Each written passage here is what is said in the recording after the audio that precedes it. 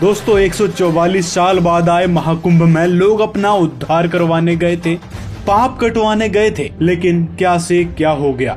लोग चीख रहे हैं, चिल्ला रहे हैं, बचाने की गुहार लगा रहे हैं,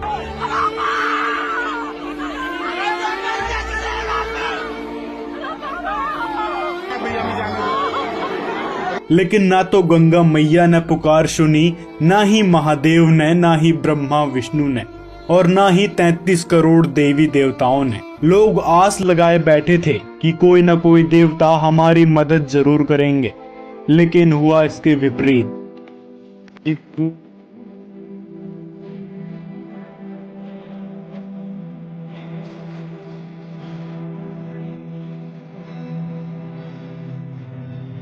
और इतने बड़े बड़े साधु संत, सन्यासियों और भक्तों की टोली इस प्रयागराज में नहाने के लिए आई थी, लेकिन उन्होंने भी कोई सहारा नहीं दिया। लोग रोते रहे, भगवान से गुहार लगाते रहे, लेकिन सुनने वाला कोई नहीं था। जिन गुरुओं को हम महान समझते थे, बड़े पहुंचे हुए महापुरुष समझते थे, धीरेन्द्र शास्त्री जैसे कथावाचक लोगों की मन की बात जान लेने का दावा करते थे, वो तक भोले भक्तों की मदद नहीं कर पाए। हर व्यक्ति को आना चाहिए, जो नहीं आएगा वो पछताएगा, वो देशद्रोही कहलाएगा। अभी कई लोग यहाँ के व्यवस्थाओं पे सवाल खड़े कर रहे हैं, कह रहे हैं कि आप बच्चे कैसा व्यवस्था अनूठी, अद्भुत है। हमारे अंदर तो आस्था है और हमें हर जगह व्यवस्था है। और भारत के जितने लोग आ रहे हैं, जिनके अंदर विरोध का कीड़ा नहीं है, उन्हें व्यवस्था और आस्था नजर आ रही, और जिनके अंदर आस्था नहीं है, उन्हें अव्यवस्था नहीं। हम यहाँ व्यवस्था लेने थोड़ी आए हैं, हम यहाँ तो सनातन का परचम लहराने और अपनी गंगा मैया में डुबकी लगाने आए। हाँ, अब तो लहरा दिया सनातन का परचम। वहाँ लोग चिल्ला रहे हैं, बचाओ बचाओ कह रहे हैं, लेकिन ना तो आपने सुनी, ना आपके बालाजी ने। फिर किस बात का परचम लहराया जा रहा है सनातन का? सनातन के नाम पे इन जैसे नकली गुरुओं ने ही जनता की ये दुर्दशा करवाई है। यहाँ पे लाशें पड़ी हुई थी, कोई पूछने वाला नहीं था। मलबे में से लाशें निकल रही थी। ये आप देखेंगे, एक ट्रैक्टर भर करके यहाँ से कपड़े, लत्ते, चप्पल सब कुछ ले जाया जा रहा है। भगदड़ के जो निशानियां हैं उसको हटाया जा रहा है। कम से कम 7-8 ट्रैक्टर गए। ये तस्वीरें छिपाई जाएंगी, जो ये गवाही है बताएगा, इसकी कोई जिम्मेदारी लेगा कि नहीं लेगा। भगदड़ हुई है, उसका किसी वीडियो में, किसी चैनल में कैजुअलिटी का कहीं जिक्र ही नहीं है। इतने कार्ड यहाँ पे लावारिस है, इसका मतलब ये लोग कहाँ चले गए? हम लोग उठा रहे हैं, गिर रहे हैं, लोग कितने कुचल भी गए। उन्होंने ये बात क्यों नहीं बताया कि संगम के अलावा झूसी इलाके में भी भगदड़ मची थी। इस एक बड़ी घटना से इन नकली गुरुओं द्वारा फैलाए गए पाखंड और अंधभक्ति की पोल खुल रही है कि किस प्रकार इन्होंने लोगों को दिग्भ्रमित किया है सनातन के नाम पर, हिंदू धर्म के नाम पर। किस प्रकार लोगों को ये शास्त्र विरुद्ध भक्ति करवाने में तुले थे, और इसी कारण ये लोग लोगों की जान के दुश्मन बन बैठे। और मेरी वाइफ से भगदड़ हुई, मेरा हाथ छूट गया, बस इतने में मुझे पता नहीं चला। सिस्टर वो हाथ चले गए, मैं बहुत परेशान हूँ। मैं सुबह से खूब ढूंढ रहा हूँ, लेकिन मेरा कोई पता मुझे नहीं मिल पा रहा है।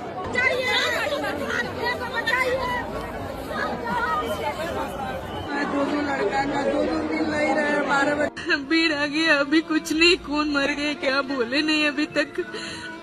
बहुत लोग ऊपर ऐसा चला गया, बहुत भीड़ हो गया, हम फंस गए बीच में। हम तो बच गए, हमारा साथी लोगों ने उसका पति मर गए करके बोले, हमारी तरह भी उसको भी बचाने का तो। इनको ना तो सनातन धर्म का पता है, ना ही हमारे पवित्र सदग्रंथों का, जिन महापुरुषों ने भगवान को पाया, और यहाँ तक कि भगवान ने जिस भक्ति विधि को बताया है, इन जैसे नकली गुरुओं को उसका पता भी नहीं है। और अन्य इन साधु संतों को भी ऐसे गुरुओं ने ही भटकाया था, जो घर छोड़कर साधु संत का जीवन जी रहे हैं, अपना जीवन बर्बाद कर रहे हैं, क्योंकि ना तो इनकी भक्ति शास्त्र अनुकूल है और ना ही ऐसी भक्ति करने का आदेश परमात्मा ने दिया है। और यदि सच में भगवान ने महाकुंभ मनाने का आदेश दिया होता या फिर शाही स्नान की कोई प्रक्रिया चलाई होती कि इस दिन स्नान करने से ही मोक्ष मिलेगा, सारे के सारे पाप कटेंगे, तो ऐसी दुर्घटना देखने को नहीं मिलती। ये बात हर एक सनातनी जानता है। आपकी मम्मी थी? जी। क्या हुआ था? वो पब्लिक ने धक्का दिया तो हम लोग नीचे गिर पड़े, तो वो हम लोग के ऊपर चढ़ गए थे, तो फिर वो कड़ गए हम लोगों के ऊपर से। वो आवाज भी दी कि उठ जा, हम लोगों को उठा भी दो, तो किसी ने हमारी मदद नहीं की, ना उठाया किसी ने हम लोगों को।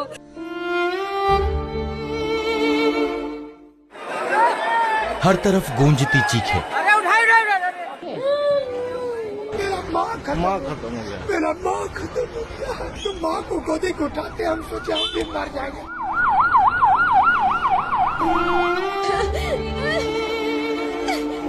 कुछ बोलेंगे? क्या हुआ? क्या हुआ आपके साथ में? क्या परेशानी है? कुछ बताएंगे? प्रयागराज में भक्ति के नाम पर हुई इस घटना ने भगवान के ऊपर सवाल खड़ा कर दिया है कि क्या सच में भगवान ऐसे होते हैं जो अपने भोले भक्तों को बेसहारा छोड़ देते हैं। अब लोग भी विचार करने में विवश हो जाएंगे कि जो हम भक्ति कर रहे हैं वो सच में सही थी या नहीं। और अगर अब भी आपके मन में ये सवाल नहीं आता है तो समझ लेना कि आप कितने गड्ढे में जा चुके हैं अंध भक्ति के, और किस प्रकार इन नकली गुरुओं ने आपका ब्रेन वॉश किया है अपनी बातों के माध्यम से, भड़काऊ बयानों के माध्यम से। क्या नाम है आपका? रिंकू देवी। क्या हुआ है? वो हम दिलों गिर के उसको नीचे चाप के मार दिया। कहाँ पर? वहाँ नहाने घाट पर, गंगा जी के घाट पर। कौन कौन थे आपके साथ में? मेरे सास है। हाँ। कितने बजे की घटना है? वो 1 बजे को घटना है। अच्छा, ये कहाँ पर हुआ एग्जैक्ट? पता नहीं, नदी के पास है। नदी के किनारे डुबकी लगा रहे थे? हाँ, नहीं डुबकी नहीं लगाए। सुखलाही में नदी के पास न है। अच्छा, नहाने जाए के घरे। आपके साथ कितने लोग थे? हम लोग 10 लोग हैं। 10 लोग में तू ये लोग बचे हैं, एगो फायर हो गया। हुआ क्या था? क्या देखा आपने? कुछ नहीं देखे, वो देखे कि हम भी उस पर चढ़ गया लोग। हाँ, वो देखे, कुछ नहीं देखा। हम लोग भी जता गया, कोई भैया लोग हमारा लोग खींच के ऊपर कर दिया। घटना हो गई है क्या? कैसे देख रहे हैं अपने आगे आंखों के सामने, पहली बार जीवन में इतना बड़ा हादसा। लोग किस तरह से मरे कीड़े मकोड़ों की तरह मरे। अब जो लोग सोच रहे हैं कि इतनी बड़ी दुर्घटना आखिर हुई कैसे, क्या भगवान नाम की चीज होती ही नहीं है इस संसार में? यदि होती तो इस प्रकार की दुर्घटनाएं नहीं होती। तो जवाब है कि ये भक्ति जो महाकुंभ में जाकर लोग कर रहे थे, शाही स्नान के नाम पर ड्रामेबाजी कर रहे थे, तो इससे कोई लाभ होने वाला नहीं है। ना ही हमारे किसी भी सदग्रंथों में इस प्रकार की भक्ति का जिक्र है या फिर महाकुंभ मनाने का जिक्र है। भोले भाले भक्त भगवान के संविधान यानी शास्त्रों में लिखी भक्ति को अपनाने की जगह है इन नकली गुरुओं द्वारा चलाई गई अंधभक्ति को अपनाने लगे, जिसके कारण भगवान से किसी भी प्रकार का लाभ नहीं मिल रहा है।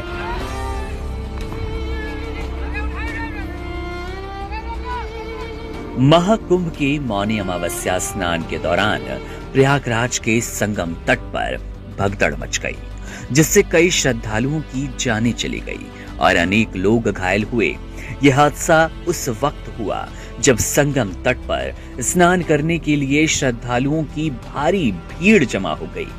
मौनी अमावस्या पर स्नान का विशेष महत्व होता है, जिसके चलते करोड़ों की संख्या में श्रद्धालु संगम पहुंचते हैं। लेकिन इस बार भीड़ के अत्यधिक दबाव के कारण हालात बेकाबू हो गए। यहाँ पर संत रामपाल जी महाराज बताते हैं, पर भी लेन जात है दुनिया, हमरा ज्ञान किने ना सुनिया। भगवान हमारे पिता हमारे बीच में खड़े होकर रो रहे हैं और कह रहे हैं कि पर भी लेन जात है दुनिया, हमरा ज्ञान किन्हे ना सुनिया। ये बोली आत्माएं कुंभ के मेले पर जो पर भी लगती है, वहां उस तालाब में स्नान करके मोक्ष मान रहे हैं। और हमारा ज्ञान किन्हें ना सुनिया, हमारा ज्ञान कोई सुनकर राजी नहीं, जिससे मोक्ष भी होगा और कहीं भटकना भी नहीं पड़ेगा। अब क्या बताते हैं परमात्मा कि चारों युग में मेरे संत पुकारे और कूक कहा हम हेल रे, ये हीरे माणिक मोती बरसे और ये जग चुगता ढेल रे।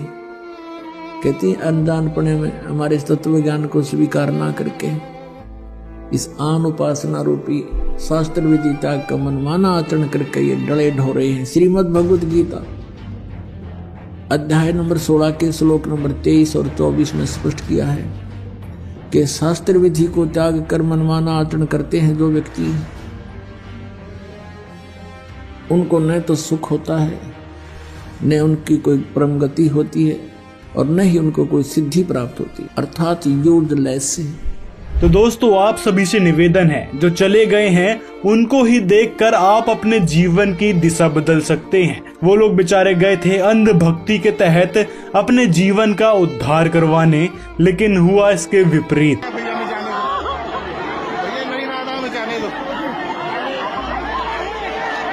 न उनको लाभ मिला न मिला भगवान। सोचो इतनी आस लगाए भगवान को पाने के लिए, अपना कल्याण करवाने के लिए, पुण्य अर्जित करने के लिए वो लोग महाकुंभ में शाही स्नान करने गए थे, लेकिन हुआ क्या उनके साथ? इतना संघर्ष करने के बाद भी भगवान उनकी रक्षा नहीं कर पाए। मतलब उस भक्ति से उनके पाप या फिर कहें कर्म संस्कार नहीं कट पाए, तो आपके कैसे कटेंगे? इन सारी बातों से स्पष्ट होता है कि अंधश्रद्धा भक्ति हमारे लिए हानिकारक है। इसीलिए हमने शास्त्रों में बताई भक्ति विधि को ही अपनाना चाहिए।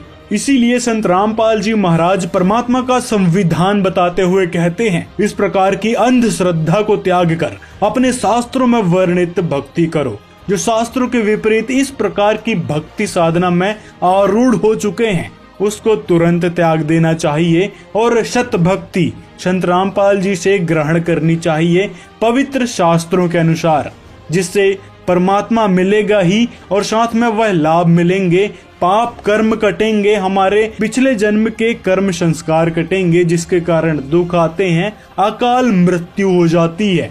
तो इस प्रकार की हानि उस पूर्ण परमात्मा की भक्ति करने से नहीं होती। तो दोस्तों ये थी महाकुंभ की कुछ दर्दनाक घटनाएं जो अंधश्रद्धा भक्ति के कारण हुई हैं। तो दोस्तों आपसे एक ही निवेदन है, इस वीडियो को ज्यादा से ज्यादा अपने मित्रों तक शेयर करें। जो लोग इस प्रकार की अंधश्रद्धा भक्ति में अभी भी आरूढ़ हुए पड़े हैं, उनको समझ आए कि हमारे शास्त्रों में क्या बताया गया है और किस प्रकार ये हमारे पाखंडी और स्वयंभू गुरु शास्त्र विरुद्ध भक्ति हमसे करवा रहे थे, जिसके कारण हमको किसी भी प्रकार से लाभ नहीं मिल रहे थे, ना ही परमात्मा का सहारा मिल रहा था। साथ में अपनी राय कमेंट में हमें जरूर बताएं। मिलते हैं अगले वीडियो में।